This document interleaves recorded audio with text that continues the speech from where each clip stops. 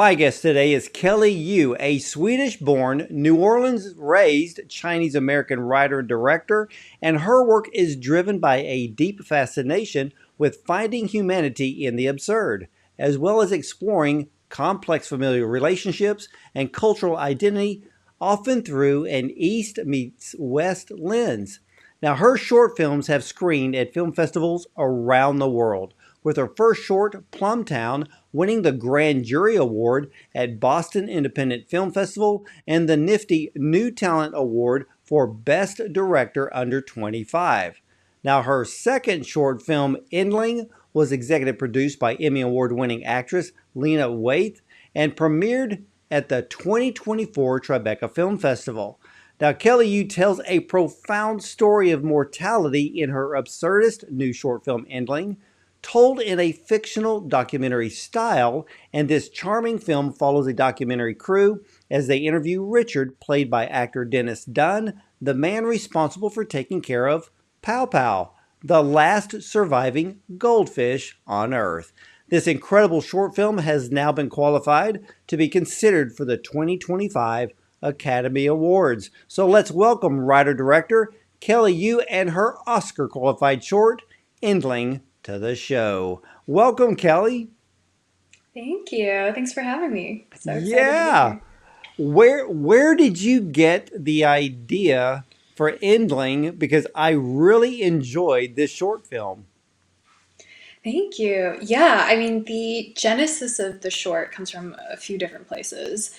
Um, I had come across this Atlantic article by this journalist, Ed Yong, a few years ago, and it was this profile on this real life marine biologist who kind of dropped everything in his life to move to Hawaii to take care of this last surviving tree snail that was the last survivor of its kind.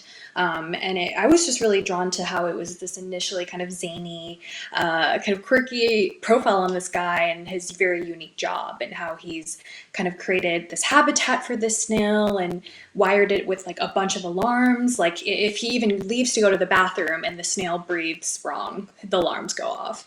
And the article just ends with how he has done so much to protect this small, seemingly insignificant symbol of something that is the last of its kind. And an hour before the start of the new year, he went to the restroom, and when he came back, the snail was dead.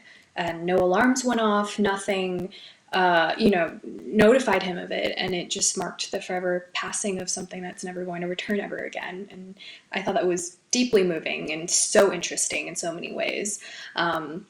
And so, yeah, that was kind of the initial inspiration, and knowing about endlings, which endling is a term for something that is the last surviving species of its kind, and how we've had many endlings throughout our history. And yeah, and on a personal level, I mean, it's a deeply personal story inspired by a family member and kind of my childhood memories of watching someone really close to me kind of battle depression and feelings of self-worth and over kind of not being able to have fulfilled the American dream, and kind of grappling with their place in the world and their impact and their legacy.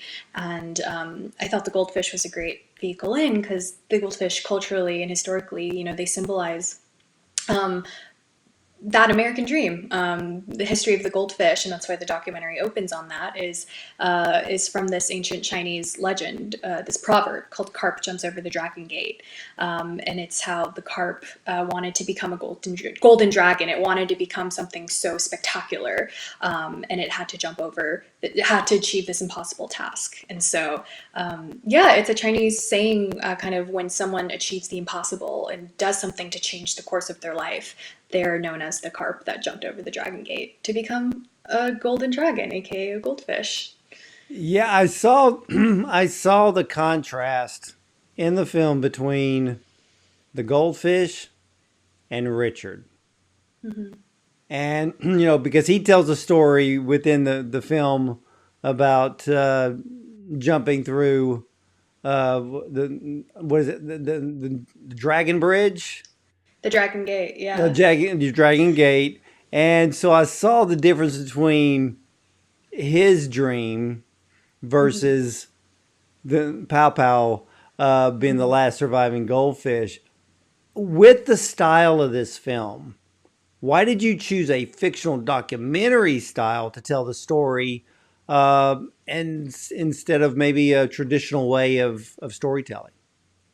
Yeah, I mean, I've always been super fascinated with the juxtaposition of an idea or a premise that is absurd or seemingly almost fantastical. And what would that look like if it was presented in a medium that is known for being so truthful and real? And I've always been deeply inspired by filmmakers, this director, Lance Oppenheim, his work in kind of the documentary space, but kind of pioneering this new wave of style and form, where he profiles a lot of kind of zany, quirky communities, real people, but has almost reinvented the documentary genre, where it's shot like it's a cinematic kind of live action narrative film.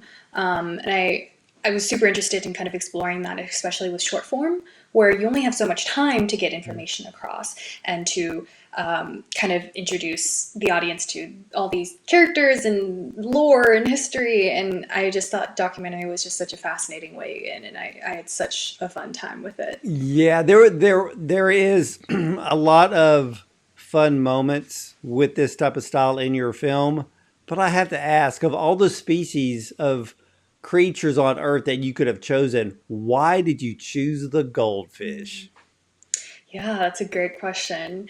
Um, a few things. I mean, like I mentioned before, goldfish are so prevalent in culture and in our history. I'm very interested in kind of cross-cultural understanding.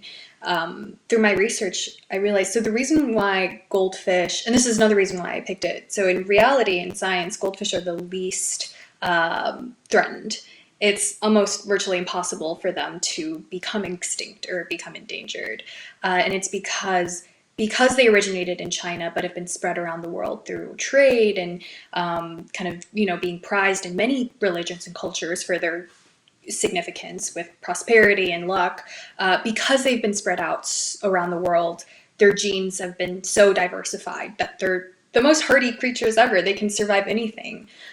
So I was really interested in choosing that endling to be almost the species that would never, actually in real life become extinct, but in the film become extinct because the world has stopped caring and stopped understanding. And I think that's where a lot of that kind of little political commentary about how, we've become so desensitized and almost disconnected. And we see, especially when it comes to, I mean, I wrote this, was working on this film kind of following COVID and kind of the rise of Asian hate and kind of how othering kind of Asian Americans and immigrants as when the COVID originated in Wuhan, and kind of goldfish just representing that.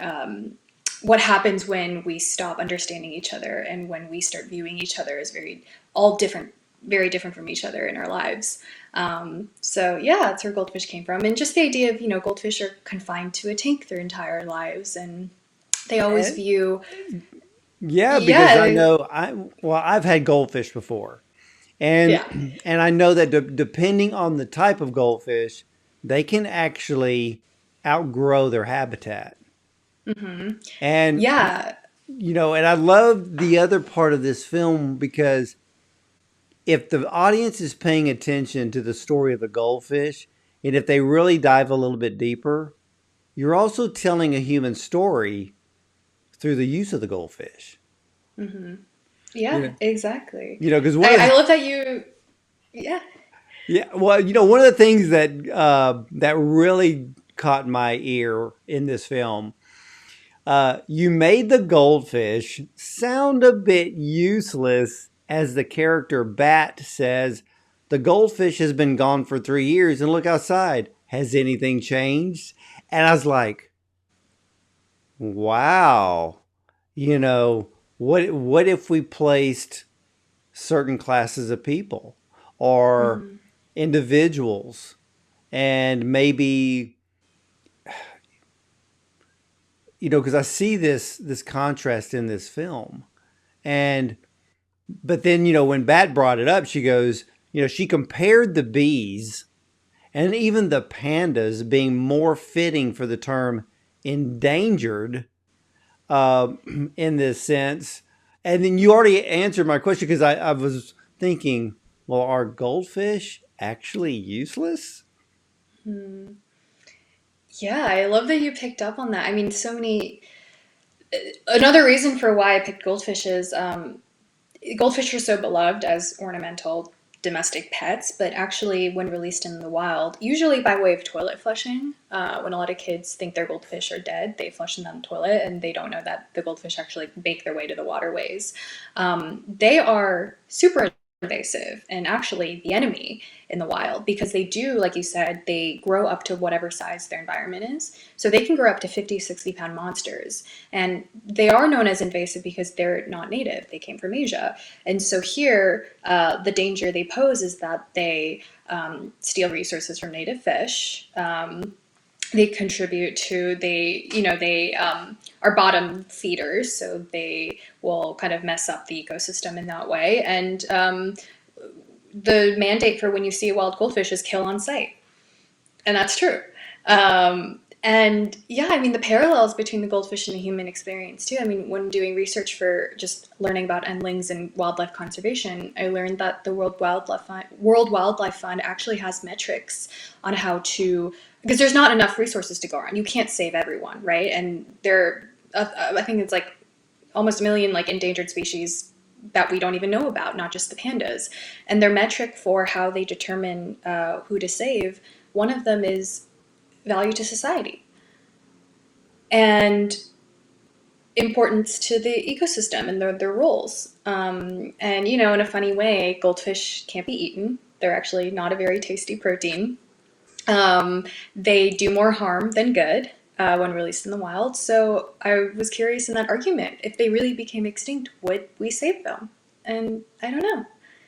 That is that is extremely interesting because I know that there are. It's kind of like now in the Everglades. The biggest problem is people got tired of their pet pythons, let them Hmm. loose, and now it is a daily battle in trying to find them and get them out of the Everglades. Yeah. I believe that there are particular lakes in the United States where there is a particular fish that was entered into the ecosystem and basically disrupting that ecosystem, and those are being told kill on sight. I would have Hmm. never thought the innocent little goldfish was that devious in Hmm. its makeup. That is something because I knew that they would grow to be very very big, Hmm. but I would have never realized that they mess up the ecosystem. Yeah. But in a way, like maybe they're misunderstood because they didn't ask to be brought over here to the West. They didn't ask to be displaced. But yeah, it's an interesting juxtaposition. And going back to your early question, that's why I was like, yeah, it's going to be the goldfish.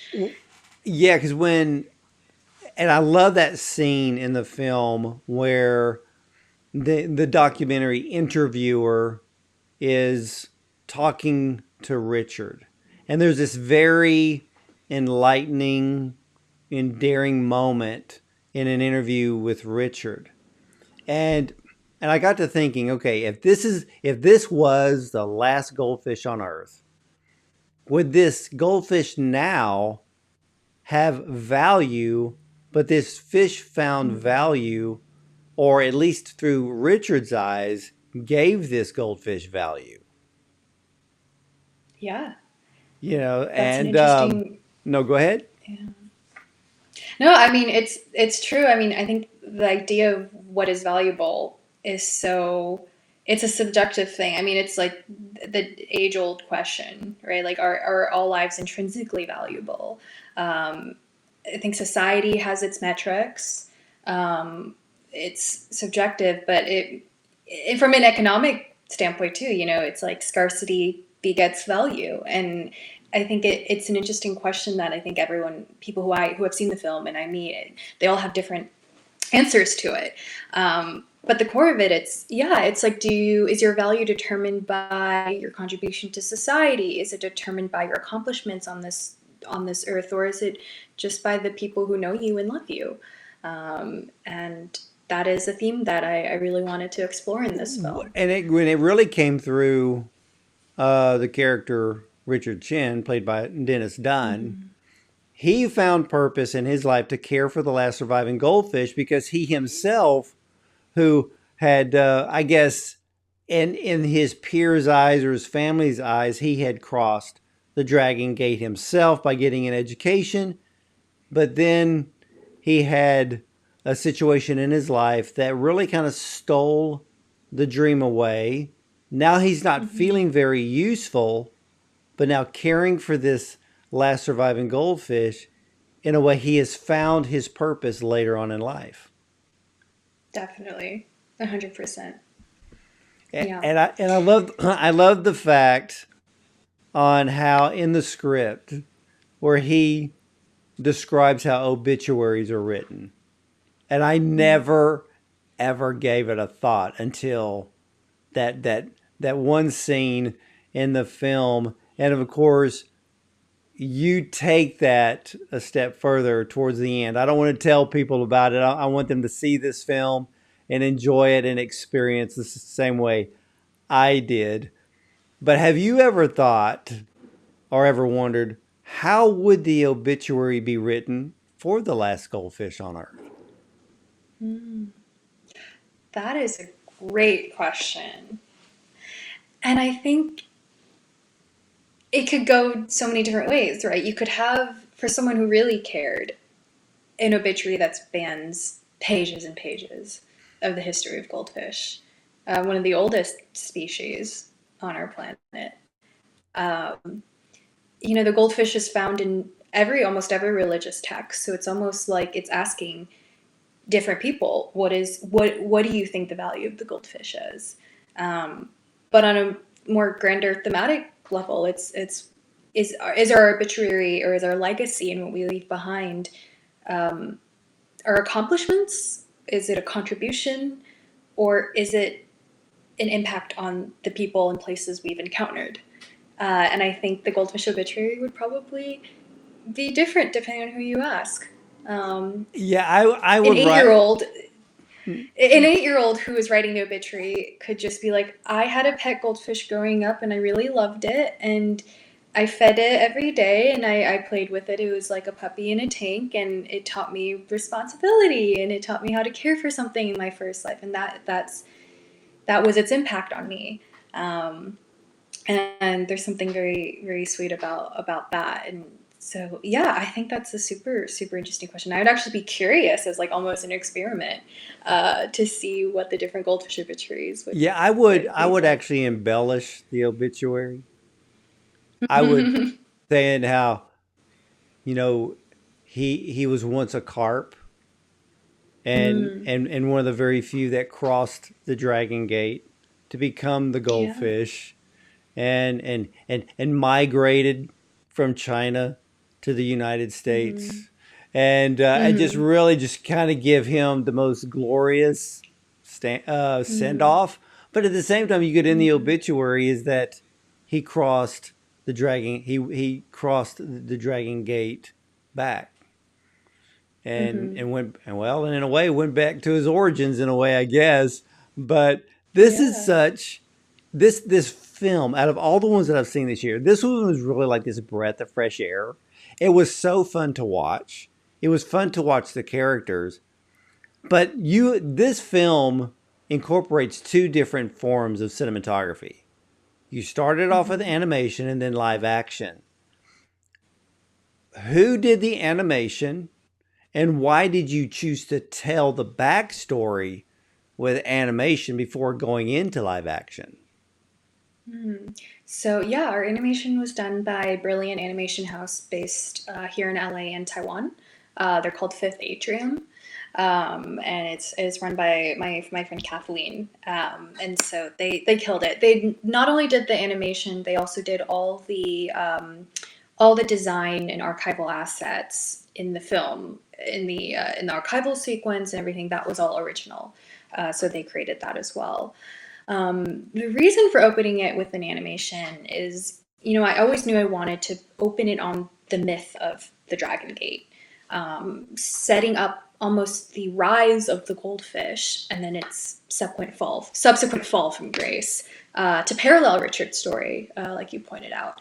And because the tale of the carp jumping over the dragon gate is a myth in Chinese history, I wanted to kind of use this almost traditional style of animation and artwork to portray that, to give it that really grand mythological, like almost like, Richard is telling the story of this carp. He's telling the story of himself. That's his first introduction to a documentary, to the documentary.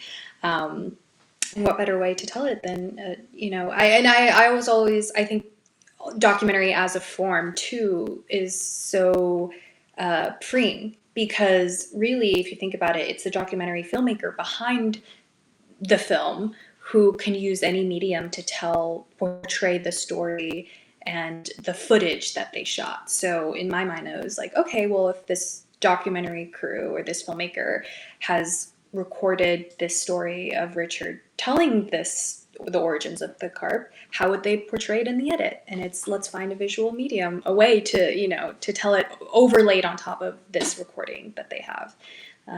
I So love yeah. I love the style of the animation because you gave it that Asian folklore look.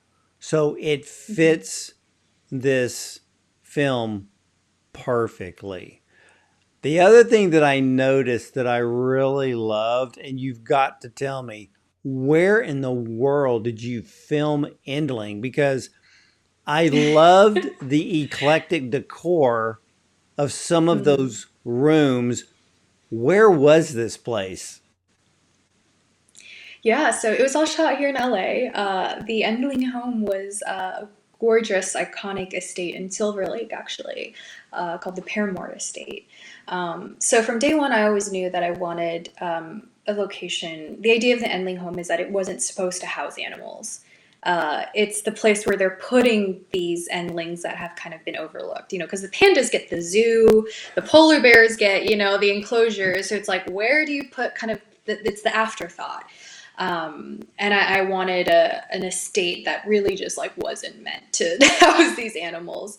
And we did a lot of searching and just were so lucky to find this location. It's historically, and it thematically fit the idea of the Endling estate very well, because the actual Paramore estate started out as it was a wealthy oil heiress's home, and she passed away in a car accident. And so the estate was used for many forms. It was a boarding school for girls at one point.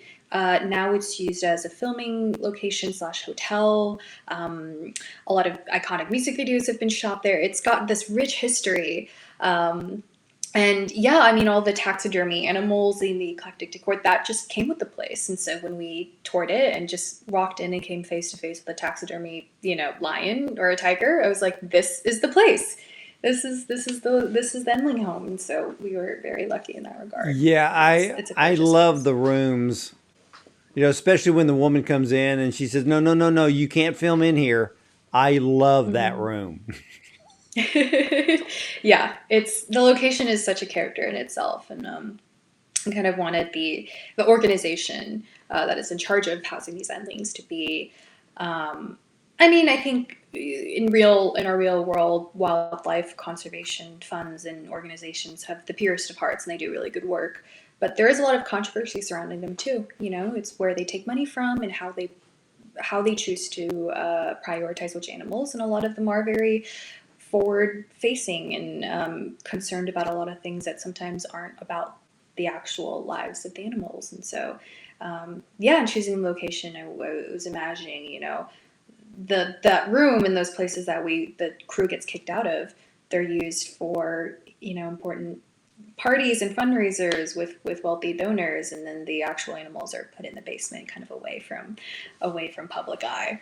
Yeah, but the whole decor worked perfectly because you're talking about a short film that's a little bit absurd, uh, quirky in ways. So the whole Mhm. thing just fit together. And then you see, like you said, there's, I guess, a lion. Um, I remember some big bird. There's an ostrich. There's Oh, the a polar ostrich. bear wearing a Yeah, top hat. Yeah. yeah. Yeah, Because polar I bear that almost wears a top hat. yeah, because I almost got to thinking. I said, wait a minute. I said, where did she film this? Because the only guess that I could even come up with was a possibility of being Harry Houdini's house. Wow. I Be- wish. Yeah, because it's it can be on the it's on the eclectic side as well. But you nailed the location for this whole story, and and I have to ask because you were born in Sweden, Mhm. raised in New Orleans.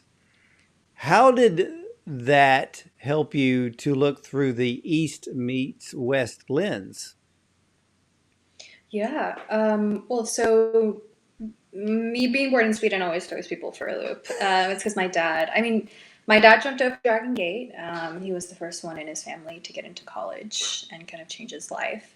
And he was in academia, and so he just kind of went wherever universities would take him.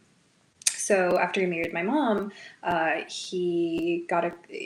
was pursuing a degree at the University of Lund in Sweden, and so they got married and immigrated to Sweden, and that's where they had me. And then a few years later, they moved to America, and so I think I grew up kind of feeling like I had a foot kind of crossed in many different uh, worlds. And I remember the first question I asked at the youngest age is I would always ask my mom, "Who am I? Where do I come from?" Because I was so confused. The way Swedish citizenship works is you don't get citizenship just by being born there. You get what your parents have. So, because my parents were Chinese citizens, I got a Chinese passport, but I never lived in China. So it didn't feel right that I was walking around for 14 years of my life in New Orleans with a Chinese passport, having never even been there. And then I became my naturalized with my parents when they became American citizens when I was a teenager. And so I've always kind of viewed myself as someone who's had a foot in all these multiple cultures and languages. And there's something so beautiful about knowing that through film or art or literature or music, that like we have so much in common. Uh, and there's this universal language and that can be told through storytelling. And yeah, that's why I really love to view things through that East meets West lens, to kind of, yeah, tell these unique and absurd stories. So a lot of the time, a lot of them come from, Chinese culture.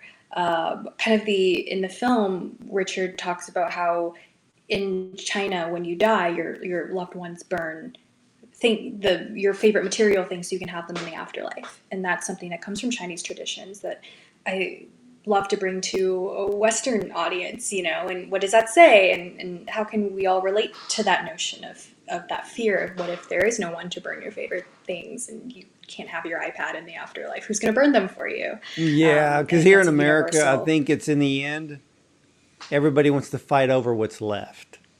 That's really funny. But what I find very cool is that anyone that meets you and says, "So where are you from?" and you say Sweden, they can't comprehend that. Mhm. And in a way, it also doesn't feel right for me because I feel like I don't have that connection to Sweden in the way that, and it's weird because like Swedish and Chinese were my first two languages. I didn't learn English until I moved to the States when I was 6. And the minute I picked up English, it swapped with Swedish. So I know I no longer have the capability to speak Swedish. It's a foreign language to me, even though it was my first language. So it never feels fully right to say I'm from Sweden, but then it doesn't feel right to say I'm from China. And I guess now I land on New Orleans because that's where I grew up and I consider home. But even then, I live in LA now, and LA has become home. And so when I go back to New Orleans, it starts to not feel that way anymore. And I think a turning point for me was when I was realizing that like you don't have to be from a certain place. That doesn't define you and where you come from, but it's the people and the places that you encounter, and it's an amalgamation of all of that is where you're from. And yeah, I've always Yeah, been you drawn to you that. could almost create a comedic short film based on that. Yeah, I've been told that by a lot of So people. you may want to put that in the back pocket just in case, because I could see where that would really be funny. Now, Yeah. with Endling, you were one of the few that I've talked to who were shown at both Tribeca and at Holly Shorts. What were the audience's reaction to this film? Yeah, I mean the audience reaction has been so wonderful. It's been great. It's funny, like at our Holly Short screening, like there were some children, and so they were sitting through a lot of great films, but I think ours was the only one that opened on an animation. So it was great hearing like the kids perk up and be like, "Whoa! Like I like this. This is like a cartoon." No, the reception has been great. I think Tribeca was so amazing, but it was our premiere. But it was an interesting thing with the way Rising Voices, the fellowship, works with collaboration with Tribeca, where it was a semi-private screening.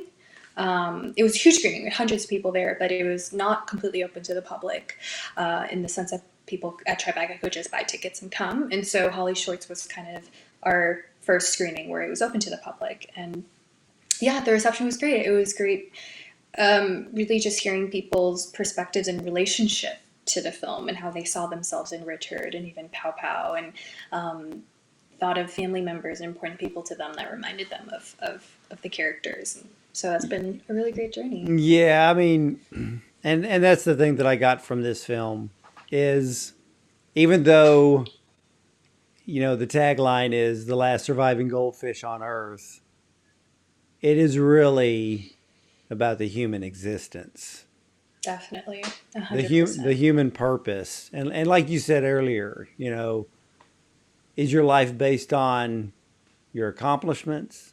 Is it based on opportunity, being loved by your family? So there's so Mm-hmm. much within this film. But I just looked at this film as a whole as just being a breath of fresh air. It was a joy to watch because of the absurd, some of the quirky, funny things. I love the demeanor of Bat. I Mm-hmm. really loved her, and of course Dennis Dunn. I mean, my gosh, come on. Amazing. I mean, I don't think you could have picked a better actor for that part. Not at all. He is Richard. He embodies everything that I love about Richard as a character. And I knew from the moment I laid eyes on him that he was Richard. He's just a delight. Yeah, well, what festival did you receive your Oscar qualifying status? Not from a festival. We had a theatrical run. So Endling played before Bad Boys, Beetlejuice, and Deadpool and Wolverine. So that was a great opportunity that we had. Yeah. Wow. Now, none of those will be Oscar qualified for sure, but that's a pretty big deal It to was a be great in that group. opportunity. Yeah, definitely. Did you say Amblin? As one of the films it Yeah. played before? No, it played before Beetlejuice, Bad Boys, and Deadpool and Wolverine. Yeah, that's crazy. Wow. It's Nobody quite the else. double feature. Yeah, nobody else can say that. Yeah. Yeah, for sure. But yeah, I just love the film. Now, are you still in the film festival run? Yeah, we are. I mean, we're just kind of in just waiting to hear back for the fall and I guess subsequent spring season. So it's just a waiting game. Yeah, Yeah, and see who takes us. now that you're Oscar qualified, the short list announces December 17th, Yeah. and so yeah, you got a lot of work ahead of you. Yeah, well, I think it's just an honor to even be Oscar qualified, and so yeah, we just hope that people see the film and that they resonate with it and they like it, and that's the best that any filmmaker can ask for. Yeah, I love it. I love it, ladies and gentlemen. The short film Endling is told in a fictional documentary style. And this charming film follows a documentary crew as they interview Richard, played by Dennis Dunn, the man responsible for taking care of Pao Pao, the last surviving goldfish on Earth. Now, I love short films like Endling. They don't follow any rules, and the level of creativity is off the charts, fun and endearing. This film is so enjoyable to watch because we all know it's fiction without having to be dramatic, sad, gut wrenching, or make us feel heartbroken. So, this is one of those great films where the cinematography is excellent, which it should be and will be when you're Oscar qualified, for one thing. Excellent storytelling, and every character in this film brings their A game. And of course, when you have the opportunity to see this film, you're not only going to fall in love with the animation and the story, but you're also going to fall in love with that location. And you're going to probably be like me. Where in the world was this filmed at? Because every element in this film just had this synergistic cinematic effect that just worked together. So we need more films on the absurd side just to see more the differences in creativity from so many filmmakers, especially like Kelly Yu. So for all of you, I want to thank you for watching. And as for me, I'll either be at the movies or you'll see me on the red carpet.